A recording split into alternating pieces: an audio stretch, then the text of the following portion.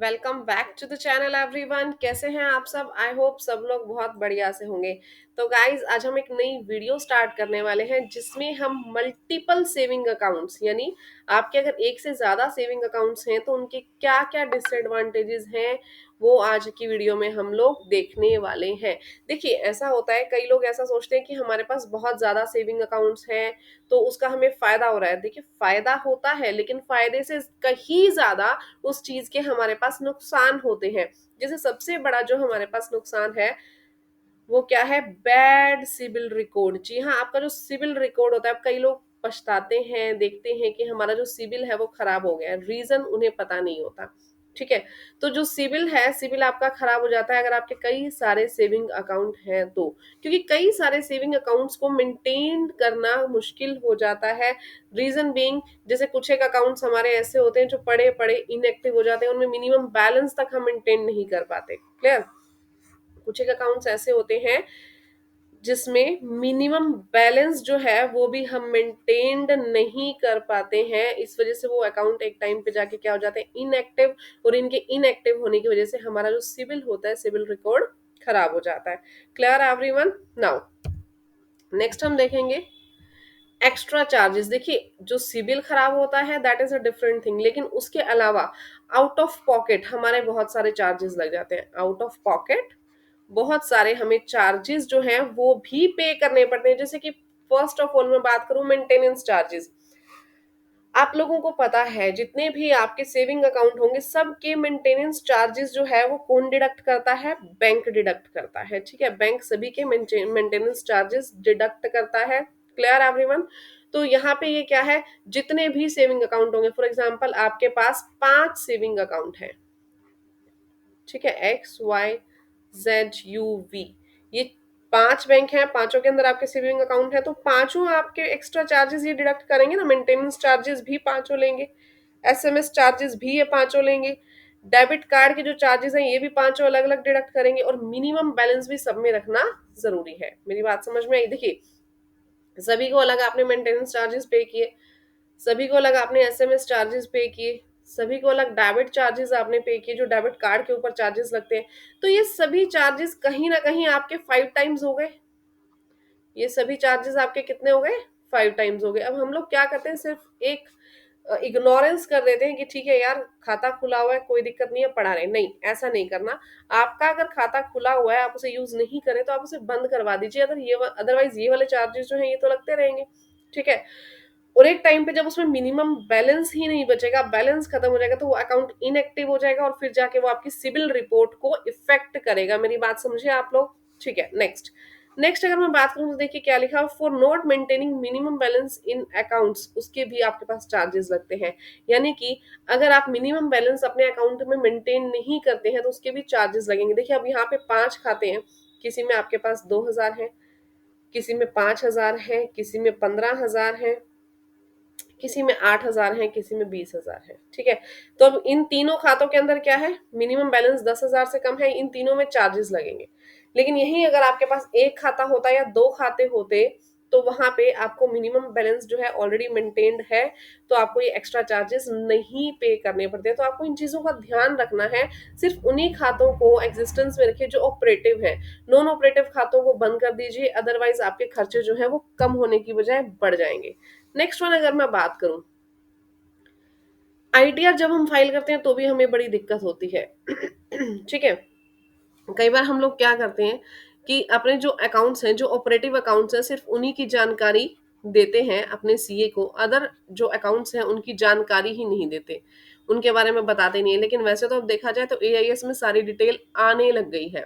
ठीक है, तो यहाँ पे क्या होता है, सभी के जब हम वैसे जनरली क्या होता है, जितनी भी हमारे पास बैंक अकाउंट्स होते हैं उन सभी के रिकॉर्ड मेंटेन करने जरूरी होते हैं for the purpose of ITR।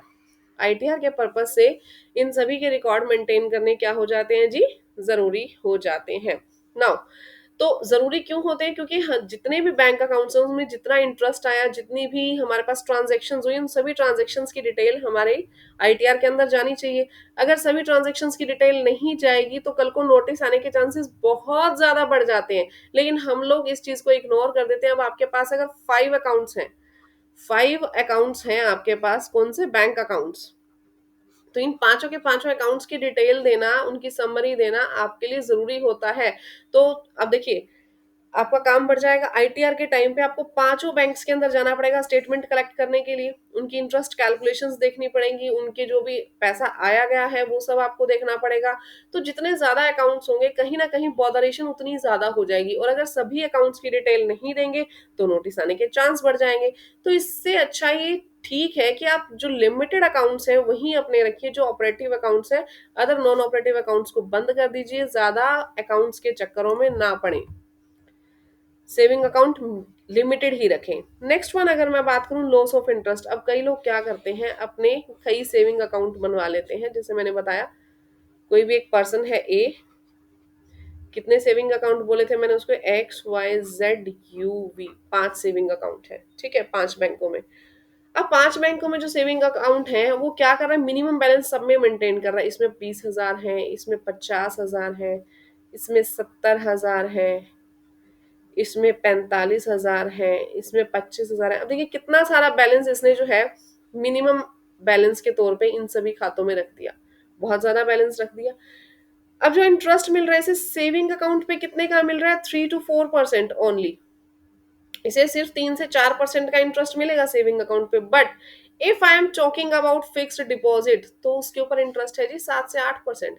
यानी कि आपने जो 5 अकाउंट्स के अंदर अपना मिनिमम बैलेंस फंसा दिया, 5 अकाउंट्स के अंदर अपना मिनिमम बैलेंस रख दिया, इसकी जगह आप एक काम करें, एक या दो अपने जो सेविंग बैंक अकाउंट है उन्हें आप मेंटेन करें।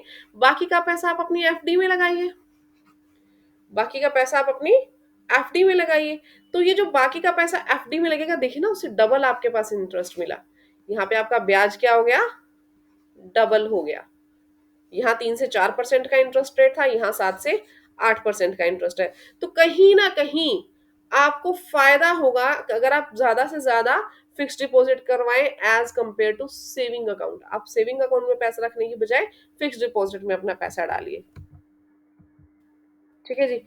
नेक्स्ट अगर हम देखें, रिस्क ऑफ फ्रॉड, फ्रॉड का रिस्क भी बहुत ज्यादा रहता है। अब आप कहेंगे मैम फ्रॉड का रिस्क कैसे बढ़ जाएगा, देखिए, अब आपके पास अगर 5 अकाउंट थे, ये जो 5 अकाउंट है इसमें से ऑपरेटिव सब इक्वली तो नहीं होंगे ना। हो सकता है कोई खाता, जैसे अब मैं बात करूं वाई ऑपरेटिव है, सारी ट्रांजेक्शन ऑलमोस्ट आप वाई से करते हैं। अब इनमें कोई एक आधी ट्रांजेक्शन होती होगी, या कुछ एक खाते तो ऐसे होंगे जिसमें ट्रांजेक्शन पूरे साल में ही ना हो, क्लियर। लेकिन पैसा कुछ ना कुछ मिनिमम बैलेंस तो आपने रखा होगा उस खाते में। तो अगर वो जो खाता है वो बहुत टाइम से यूज नहीं हो रहा है, इनएक्टिव पड़ा हुआ है, तो कहीं ना कहीं ये जो हैकर्स होते हैं ना, इन अकाउंट्स के ऊपर इनकी नजर सबसे ज्यादा रहती है। जितने भी हैकर्स हैं, जो भी इस तरीके का काम करते हैं, उनकी नजर ऐसे खातों के ऊपर ज्यादा रहती है जो बहुत टाइम से इनएक्टिव है, जिसमें कोई एक्टिविटी नहीं है। तो कहीं ना कहीं उस पर फ्रॉड के चांसेस बढ़ जाते हैं। नेक्स्ट वन अगर मैं बात करूं, due to non changing of password from a long time, जब हम खाता यूज ही नहीं करते तो पासवर्ड भी बहुत टाइम तक हम उसका चेंज नहीं करते, इस वजह से वहां फ्रॉड के चांसेस बढ़ जाते हैं।